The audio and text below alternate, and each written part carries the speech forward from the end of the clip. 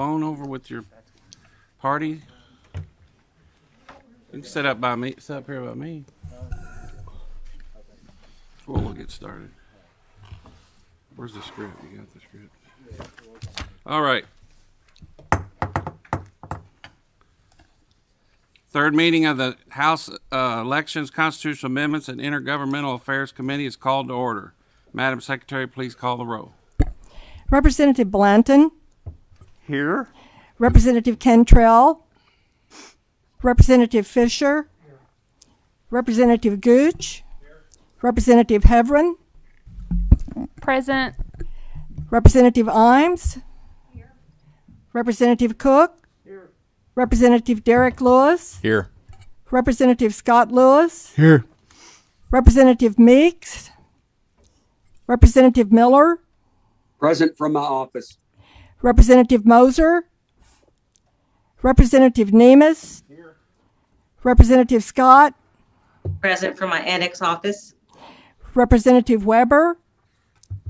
Representative Wheatley. Here. Representative Bratcher. Here.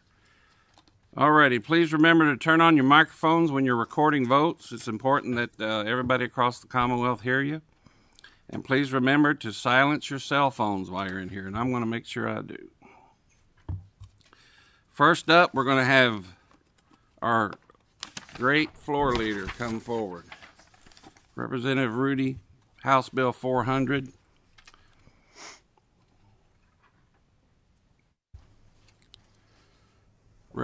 Representative Rudy, floor leader, the floor is yours. Thank you, Mr. Chairman. Ladies and gentlemen of this committee, it is an honor to be before you today to present House Bill 400. House Bill 400 simply changes the law to treat all legislative vacancies the same in the Commonwealth of Kentucky.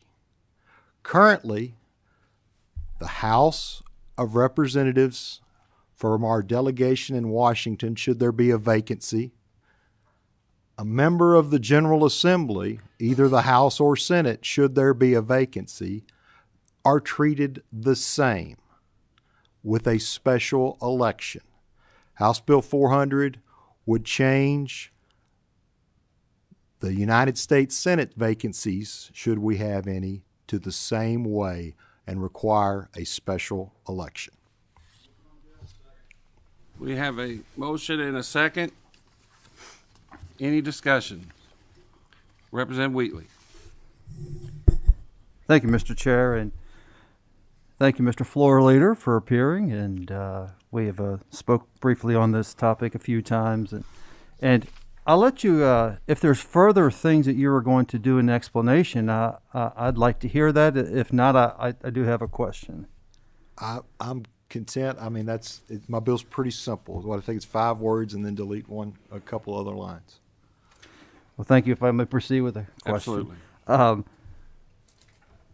The bill references KRS 63-200, and I wanted to get an understanding for how long it would have been, or how long it currently exists from the time that there is a vacancy, if there ever is a vacancy in the U.S. Senate, before an election would happen.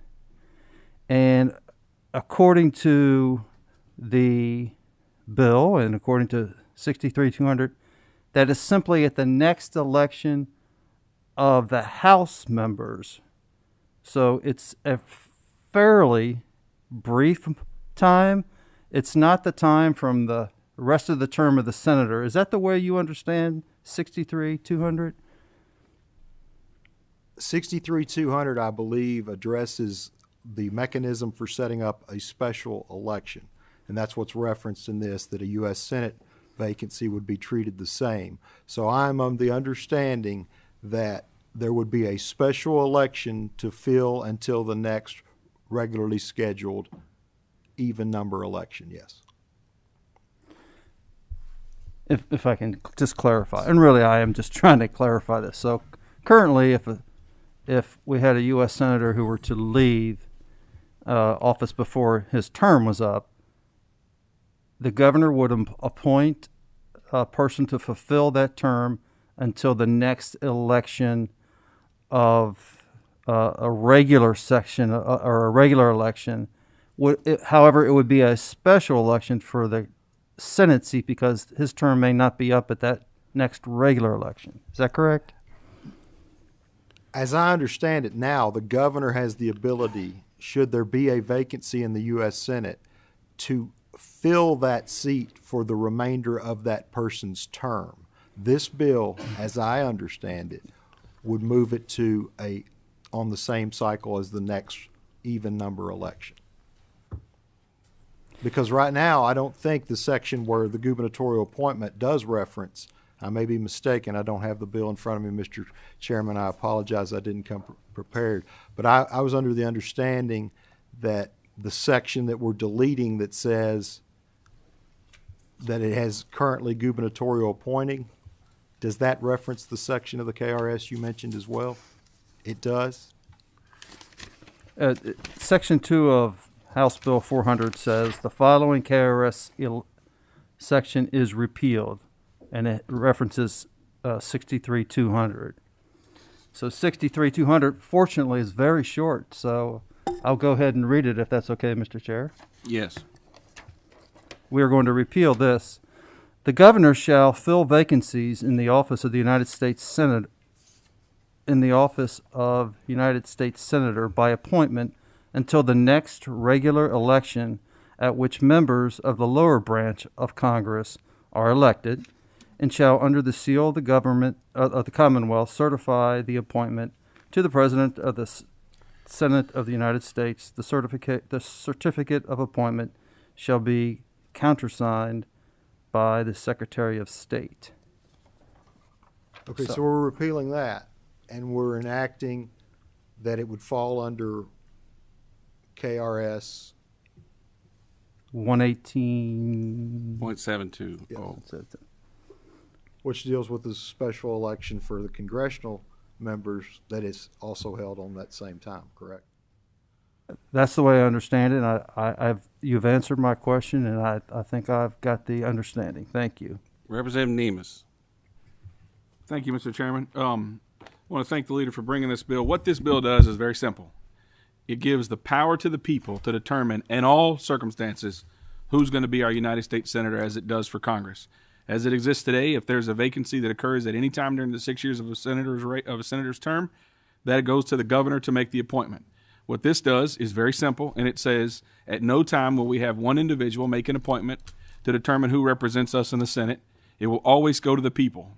So if there is someone that leaves office for any reason, Leader Rudy, my understanding, and correct me if I'm wrong, my understanding is what this bill will do is it will say that the governor will set a special election at which time the people of Kentucky will determine who will represent them in the United States Senate. That's simple, right?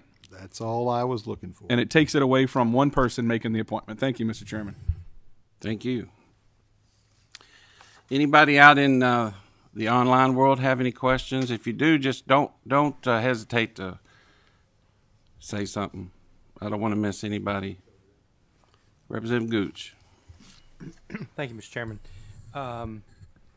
My question is, currently, as far as the other elections that are held when there's a vacancy, the governor, if we are, if it's our body and we're in session, then I think maybe the speaker can set the date of the election. Otherwise, it falls to the governor. Will there be any difference in the Senate election as far as the amount of time that the governor has to call the special election? This will be treated exactly the same as a congressional vacancy, whatever that time frame is, and I don't think the members of the Speaker of the House or the President of the Senate have any say in a special election. These are all, I like to say we're treating all congressional vacancies the same. Right. Okay, that's my question. Thank you, Mr. Chairman. And that seems to be what it is, for sure. Anyone? Madam Secretary, please call the roll. We have a motion and a second, so please call the roll. Representative Blanton. Aye. Is that a yes? It's a yes. Yes. Representative Cantrell. Representative Fisher. Yes. Representative Gooch. Yes. Representative Heverin. Yes. Representative Imes, Yes. Representative Cook, Yes. Representative Derek Lewis, Yes. Representative Scott Lewis, Yes. Representative Meeks, Representative Miller, Yes. Representative Moser, Representative Nemus, Yes. Representative Scott, Pass. Representative Weber, Representative Wheatley, Briefly explain.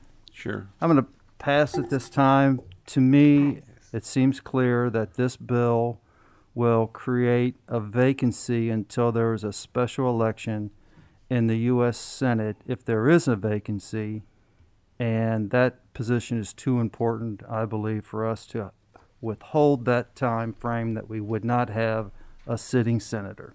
So I pass it this time. Representative Bratcher, Yes. The bill passes with favorable expression. Same shall pass. Thank you, Thank Mr. you, sir. Chairman, ladies and gentlemen of the committee. Thank you, Mr. Leader. Representative Tate, bring you and your entourage up. I'll let you direct floor traffic down there as you see fit. Everyone states your name and title before we get started.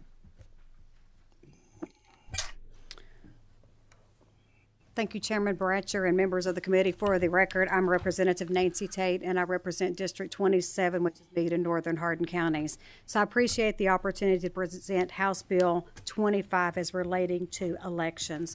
So what I'm going to do is I'm just going to talk just a few seconds, but in order to be respectful of the Secretary of State's time, because he has a call at 6 o'clock, I'm going to go ahead and let him speak. So most of the pages of this bill relate to the use of paper ballots in the state and require update voter equipment. Several sections, however, implement major changes in the election equipment that we use in the state and the method of which we cast our votes. So at this time, I will turn it over to Secretary of State Adams.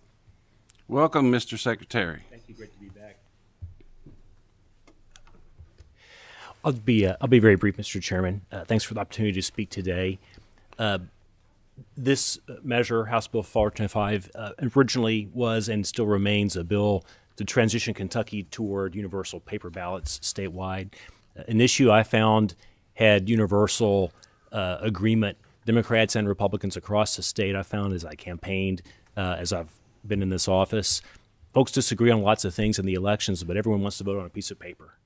They want to know that there's a piece of paper they vote on that's secured and can be reassessed if there's a problem with the election. After the 2016 election, there was concern among Democrats about the machines being hacked by a foreign power. After the 2019 election, there was concern on the Republican side about the election machines being subject to abuse. I don't subscribe to either of those theories. However, I do believe that all Kentuckians will have more confidence in our system if they're capable of voting on a paper ballot. What this bill does is not an unfunded mandate. It doesn't require counties to go out and buy new equipment. It says once they do buy new equipment, whether that's tomorrow or 20 years from now, once they upgrade their equipment, they need to get equipment that's capable of producing a paper ballot, whether that's a Scantron-type machine that receives a paper ballot, or that's a machine that's ADA compliant that prints out a paper ballot for the voter to review before it's received by the machine and counted. From the perspective of an election official, I like this for lots of reasons. One of them is, even apart from the concern about fraud or abuse, just the ability to actually conduct a real recount is really important. As you all know, we had a really close race in your body a couple of years ago. We really couldn't go back and look and count the votes because so many were on machines. You never can really recount those. You just hit the button and get the same number on the machine. If you've got paper ballots, you can actually do a real recount. So I will confess this language is not something that I've reviewed closely. However, I have worked very closely with a working group of this body that's also worked with the State Board of Elections, with the county clerks, members of both parties and both of those groups, to try to make sure this language is sufficient and also doesn't accidentally create a problem. My understanding is this bill mirrors that language exactly, and so I'm very much in favor. Thank you. Thank you. Motion to adopt the committee sub. Okay, we have a motion. Now, we got a committee sub, and everybody was given that. So we got a motion to bring forth the committee sub before us. Do I hear a second? Second, so the committee sub is adopted. We got it. And that's what is before us right now. Do we have to vote on it? All in favor, say aye. Aye. Opposed? Motion passes for the committee sub 425. Motion on the bill. Okay, we got a motion on the bill. Any discussion? Representative, I think Blanton beat you, buddy. Representative Blanton. Thank you, Mr. Chairman. Representative Tate, Secretary Adams. Just for clarification purposes, and I did read over page 26 right then, but the only concern I've heard is making sure that we are explicitly clear that they are allowed to use their current machines until they replace them. That when they replace them, then they have to go to the new type of machine, and that once this goes into effect, it doesn't immediately say, okay, everybody's got to switch now, and it's an unfunded mandate. And I just want to make sure the people that are concerned are supportive of what you're trying to do, but they just want to make sure we either fund it if it's going to be immediate, so it can be done immediately, or make sure there's proper clarification to ensure that it's not until they actually replace the machines that they're required to do that. Thank you very much. I appreciate that question. And yes, sir, you're right. It is on page 26, and it states that opportunistically, when a piece of equipment breaks and it needs to be replaced, at that point, it would be purchased following these specifications. Thank you, Mr. Chairman. Representative Wheatley. Thank you, Mr. Chairman, and thank you, Representative, for bringing it. Thank you, Secretary, for being here to help present it. I very much like the idea of going to paper ballots also, and having that support. I know it may take some time before we get there, but it's a great idea. And the advantage of Representative Blanton going first, I had a chance to do a quick comparison of the committee sub to the original bill. Pretty satisfied that it is exactly what it's very different than, or I'm sorry, very hardly any change at all between the two bills. And I have been in contact with the representatives who are working on a more omnibus elections bill. There's a lot of good things in there, and as is this language. So if we don't get that fully passed at some point this session, which I certainly hope that we do, this is still a good bill. So thank you. Great. Thank you very much. And again, as the Secretary mentioned, last year, this very language, except for the there's a couple additions, but this very language was introduced last year, House Bill 638, and it was passed in this committee 14-0. Thank you. Any other questions or discussion? Madam Secretary, call the roll.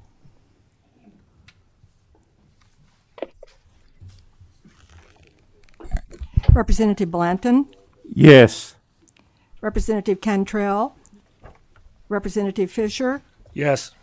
Representative Gooch, Representative Heverin, Yes. Representative Imes, Yes. Representative Cook, Yes. Representative Derek Lewis, Yes. Representative Scott Lewis, Yes. Representative Meeks, Representative Miller, Yes. Yes. Representative Moser, Representative Nemus, Yes. Representative Scott, Pass. Representative Weber, Representative Wheatley. Yes.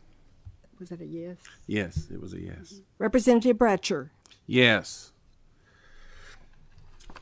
House Bill 425, as amended by the House Committee Substitute 1, passes with favorable expression. The same shall pass on the floor. Great. Thank you very much. I appreciate the opportunity. Representative Scott Lewis will come up and chair while I present House Bill 133.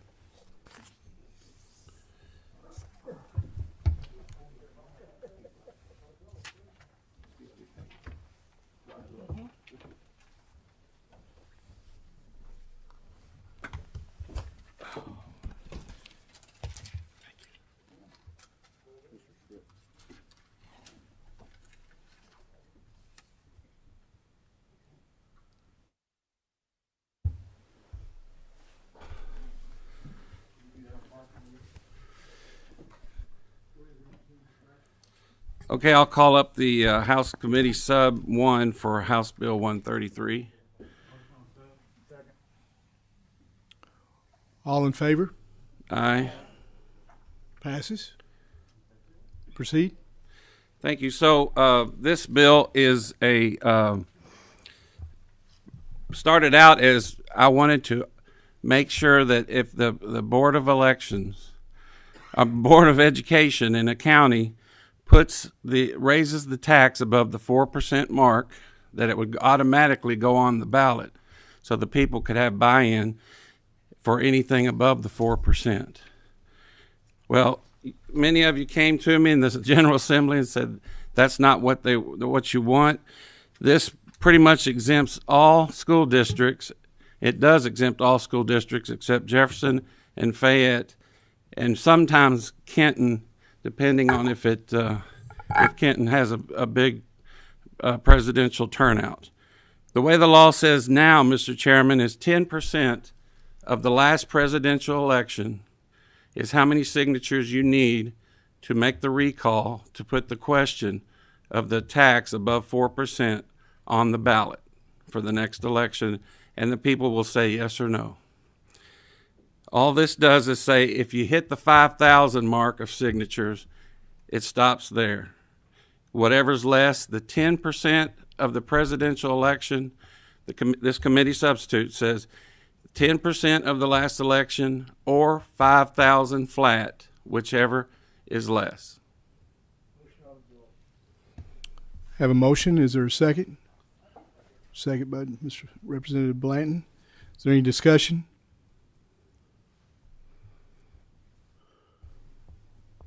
Madam Secretary, call the roll. Representative Blanton, Yes. Representative Cantrell, Representative Fisher, Yes. Representative Gooch, Representative Heverin, Yes. Representative Imes, Yes. Representative Cook, Yes. Representative Derek Lewis, Yes. Representative Scott Lewis. Pass. Pass. Pass. Representative Meeks, Representative Miller, Yes. Representative Moser, Representative Nemes, Representative Scott, No. Representative Weber, Representative Wheatley. No. Was that a no? No. No. Representative Bratcher. Yes. House Bill 133, as amended by the committee sub, passes with favorable expression. Congratulations. Thank you. Need a motion to adjourn. Motion.